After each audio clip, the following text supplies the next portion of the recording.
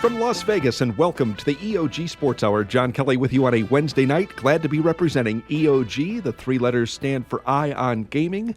EOG.com is a website dedicated to the hearts and minds of sports bettors everywhere. We have an excellent crew of sports bettors checking in on a daily basis.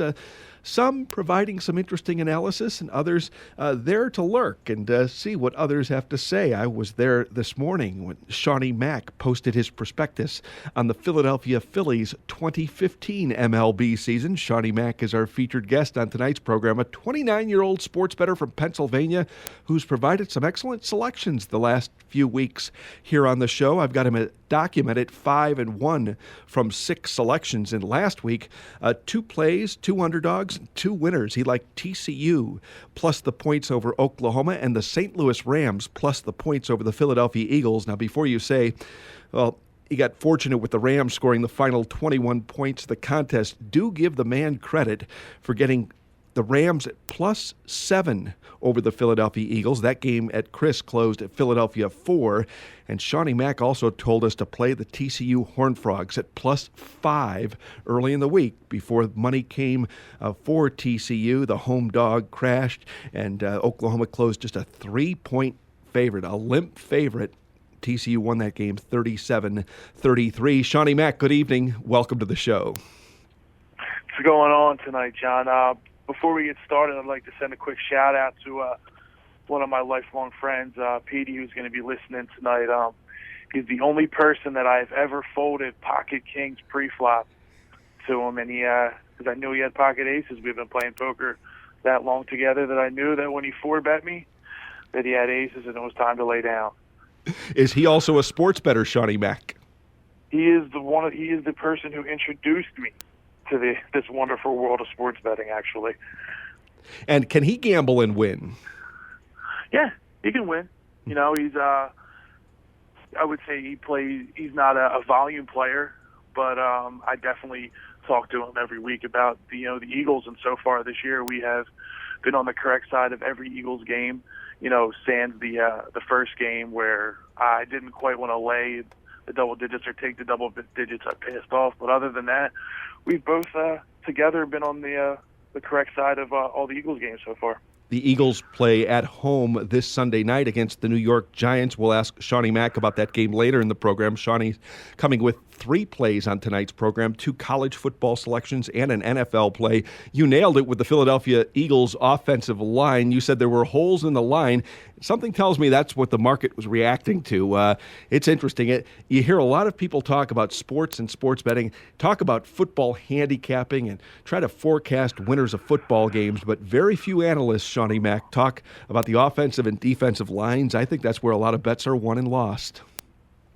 Well, especially with today's football climate, I mean, more than ever, with the NFL has transitioned into more of a passing league, and you've got to be able to protect your quarterback, and then at the same time, you've got to be able to rush the quarterback with 4, maybe 5 players and be able to drop the rest of your defense into coverage. Now, back in the old days when you were running, it was more of a ground and pound, and you could stack the box with 8 people. Not in today's NFL. You have got to be able to get to the quarterback with 4 people, 4 good defensive linemen, and you better have an offensive lineman that can keep, your quarterback, upright. You're listening to the EOG Sports Hour. John Kelly with Seanie Mac, the 29-year-old sports bettor from Pennsylvania. You'll hear 5 selections on tonight's program. I mentioned Seanie's trio of plays. I'll go on record with 2 plays, a college football selection and an NFL play. I watched on the sidelines tonight, Seanie Mac, 4 hockey games on the slate. It was really the only thing to bet tonight in the sports books of Nevada. Well, there was some NBA preseason action, but I don't get involved. I don't have anything against anyone who does get involved in NBA preseason. After all, if there's an edge, there's an edge, but not for me. I'm not going to study the NBA preseason. NHL hockey, though, tonight, there was an interesting happening at Staples Center. The defending Stanley Cup champions, the LA Kings, fell flat on their face. San Jose defeated the Kings. Well, I shouldn't say defeated just yet. 2 minutes remaining in the game, 4-0. The Sharks lead the Kings. There are some who might be sweating that game in terms of the total, but the LA Kings, so impressive last season in the playoffs, winning 3 Game 7s on the road. Tonight, Seanie Mac, they come up flat in their home opener. I watched a lot of the pregame ceremonies, it was interesting. Bob Miller was there, Luke Robitaille. They were talking about the greatest trophy in sports being the Stanley Cup. And they were acknowledging a great run that Kings had in the postseason last year. It was amazing. The way Luke Robitaille phrased it was good. He said that they beat their in-state rival, San Jose, last year. They beat their crosstown rival, Anaheim. Then they beat their conference rival, Chicago, before beating their cross-country rival, the New York Rangers. I like how he labeled the L.A. Kings playoff run. But I know you're not much of a hockey guy, nor am I, but it's amazing how in sports, Seanie Mac, we see the unfurling of the banner, and oftentimes the defending champs lay an egg. Yeah, I mean, I don't follow a whole lot of hockey. For the little bit I do jump on the bandwagon for the playoffs. I do consider NHL playoffs probably my favorite postseason season, I guess you could say, next to March Madness. I think they offer the most excitement. From a little bit of what I do follow hockey, I'd say that this San Jose Los Angeles game, I have it on TV right now on NBC Sports Network.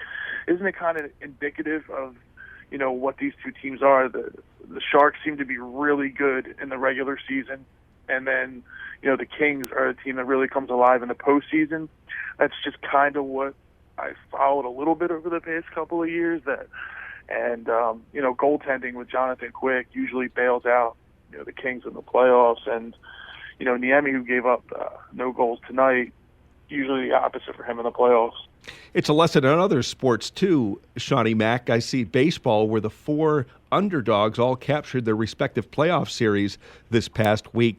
These short series, we watch 162 games during the regular season. We think we know what's happening once they get to the postseason. But in a short series, you've got to factor in the luck, variance. As Palmtree likes to talk about, the importance of defense and bullpen in a short series is magnified. It's a different game. You can't, you've got, and there's also another factor, Seanie Mac, is some players have the ability to raise their games while others don't. And with hockey, it's interesting, and I don't want to say sandbagging, but make the playoffs and then make the run. In the playoffs, it's not like say football where you're one and done. A best of 7 series. It's you have a chance. If you're rested, fresh, you have a chance to do some damage. If you, I'm not saying took the regular season off, but if you waited and peaked at the right time. Yeah, I mean, if you had asked me before these baseball playoffs began, I would have went 0-4 in these series. I didn't have any series bets for the record. I did mention a couple of weeks ago that if the A's were to play the Angels, I was going to back the A's heavy. I only had, I think, 2 bets so far in the playoffs, but I mean, I liked all 4 favorites to move on, and none of them are moving on. It's shocking. It's not just.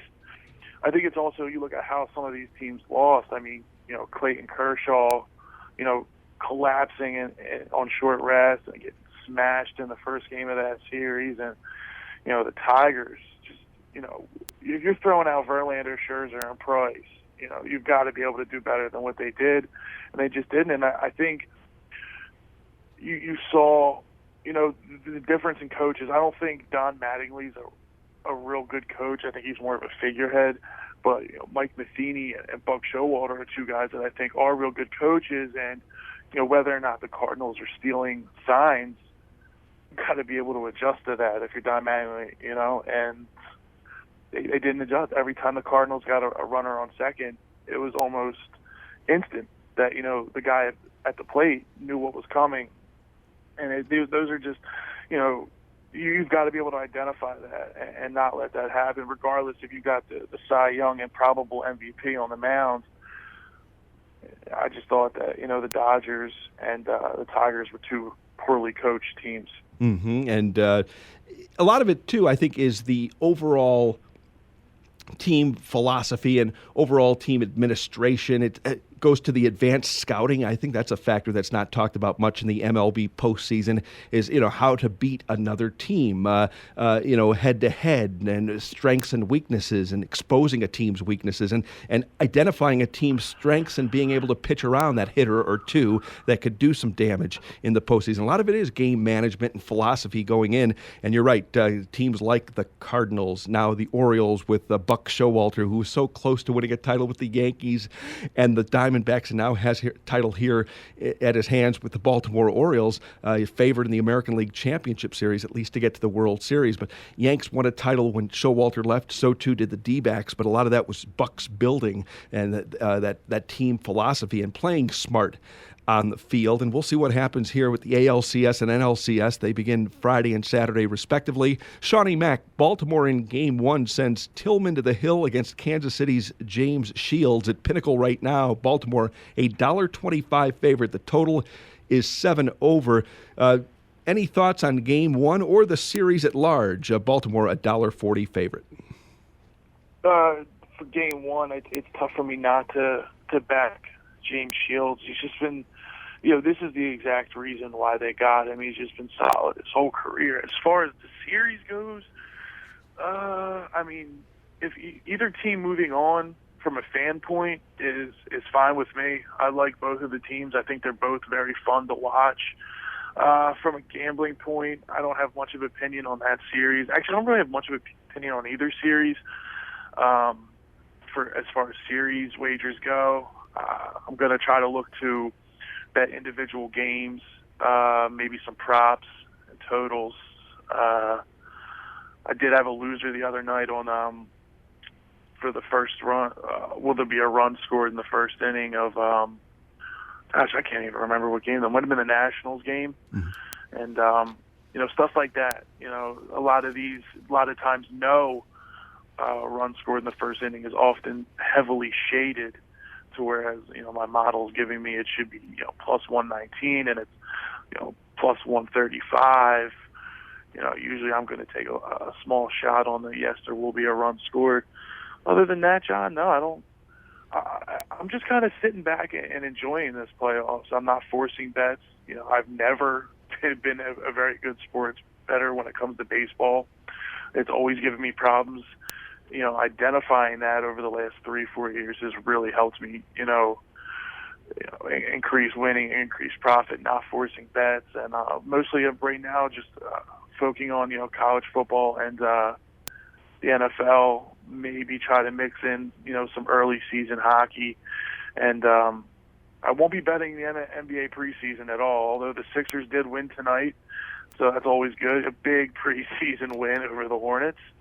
But other than that, no, just going to be sitting back and watching these games as a fan. I like that strategy. Don't force anything, especially the MLB postseason. After all, how off can these numbers be? Think about it. They've played 162 games in the regular season. Now we're a week into the postseason. These numbers are pretty much where they're supposed to be. Things play out on the field. It's hard to find edges pregame. Obviously, there are some winners to be had. There's a winner in every game, but at the same time, in terms of value, they're not going to be off too much with Tillman $1.25 at home over Shields.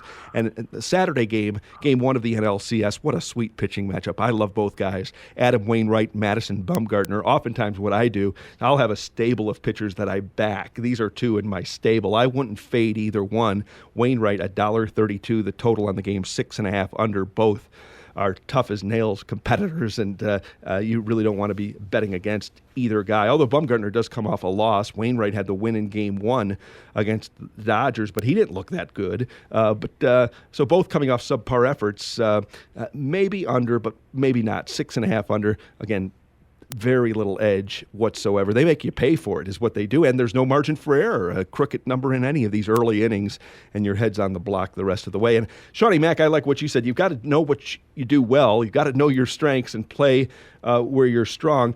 One area that I'm focused on right now is college basketball. It's not even here yet, but I'm looking for edges. And after we come back from our first time out of the program, I'll talk about what I'm studying right now in college hoops, the coaching changes for this season, and also All-Americans who are no longer on the court for their respective teams. Guys like Doug McDermott of Creighton, Jabari Parker's to the pros now So Duke will have to replace Parker. He was the number 2 overall pick by the Milwaukee Bucks. Will Kansas Jayhawks be able to overcome the loss of Andrew Wiggins? I would say yes before no.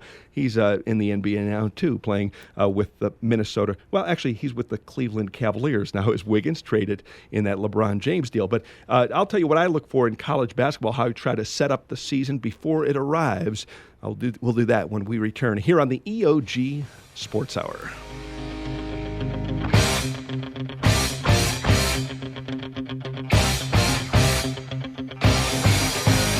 There's no such thing as a sure thing, unless you're talking about Ion Gaming.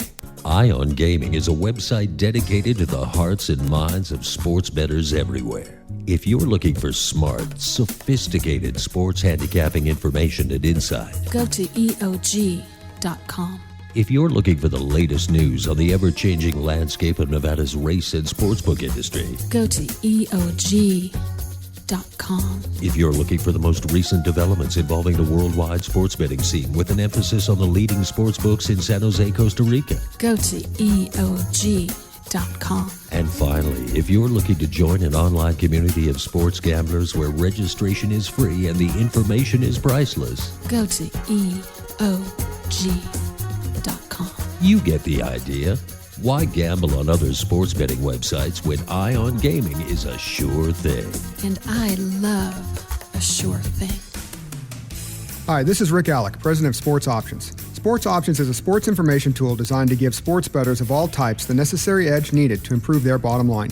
With Sports Options, you'll never lay a bad number again. We provide you with live odds from the leading sports books in the world, from Costa Rica to Curacao, London to Las Vegas, and everywhere in between. Sports Options also provides the fastest and most accurate injury information, lightning-quick score updates, and game analysis from 30-year handicapping veteran Mark Simons. We offer affordable services for players of all levels, starting at just $99 per month. To see which service best fits your needs, you can take advantage of our 7-day free trial. No credit card is needed. Just go to www.sportsoptions.com and click on the free trial link. I'm confident you'll be impressed with our product, and you'll find it the most complete and comprehensive on the market. In fact, if you don't like Sports Options after 30 days, we'll refund you 100% of your subscription costs, no questions asked. Go to sportsoptions.com for all the details or call 702-835-1743, and one of our friendly customer service representatives will be happy to help you. Sports Options, information you can bet on. And we are back. The EOG Sports Hour. John Kelly with you on a Wednesday night. Glad to be joined by Seanie Mac. He's been on the program every Wednesday night for the past month or so. He's done well with selections. 5 wins, 1 loss from 6 plays. We'll ask him for 3 more plays tonight. We'll also talk about his Philadelphia Phillies. If you go to EOG.com and check out the main forum, he's got an off-season report about the Phillies, the review of last season, a preview of next season. And Seanie Mac, you wrote that the 2015 Phillies are at best the 2014 Phillies. That's not a good sign. No, and that's probably at the absolute best. Ruben Amaro has put this team in a complete state of flux where I think he felt his job was most likely tied to this core group of players, and decided to hold on to them for a little too long and sign them to some extensions that were questionable. And now we're locked in with one of the worst contracts in baseball with Ryan Howard, and Jimmy Rollins doesn't want to waive his no-trade clause, and Chase Utley's got 3 vesting options that are, easy to obtain. You got a player option for A.J. Burnett. So, like I talked about, I think if the opportunity comes up that you can get 2 impact prospects for Cole Hamels, in a fantasy scenario, the Cubs miss out on John Lester and trade for Cole Hamels. We can pick up, Albert Amora, Addison Russell, and we'll take back the bad contract they have in Edwin Jackson. We can kind of plug them into the rotation. That'll help offset some money as well. But the bullpen actually isn't going to be too bad going forward. They've got some young arms. Jake Diekman can really bring it. I would like to see if maybe they can move Papelbon. He had the crotch-grabbing incidents, which became a public relations nightmare around here. I just don't think he quite fits in Philadelphia. There's certain guys that just have that that Philadelphia, tough mentality, and I don't think he really has it, which is surprising from playing in Boston, but doesn't seem like he handles losing too much. It's going to be really interesting to see, what they do this all season. Yasmani Tomas is, the Cuban free agent outfielder, 23 years old.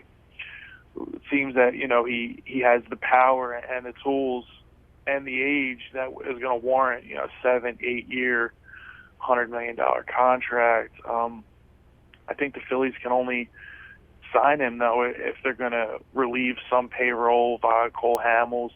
I don't think it's beneficial at this point to try to sell low on Ryan Howard, because any team that takes him is going to want them to eat, $15 million plus a year in his contract. So for that, we might as well just hold on to him for the extra $10 million. Maybe he digs down somehow, rebuilds his own value. Other than that, going forward, the farm system is one of the 5 worst in baseball. I don't see a light at the end of the tunnel for the Phillies for a while, unless they start to move some of the assets they can get younger with. They need quality prospects. They also need to maybe take a page out of the Astros book and get quantity too, where prospects, because you're a top-rated prospect does not mean at all that you're going to produce at the MLB level. But if you get enough of them together,